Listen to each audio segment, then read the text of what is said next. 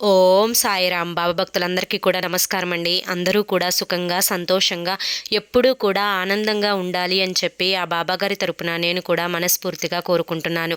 ఈరోజు బాబాగారు అందించే సందేశం ఏంటి అంటే కనుక, తల్లి, రేపు శివరాత్రి రోజుకి ఈ వీడియో నీ కంట పడితే నీ అదృష్టమే. ఈ అదృష్టాన్ని మాత్రం వదులుకోవద్దు తల్లి. ఈ వీడియోని మిస్ చేసుకోకు.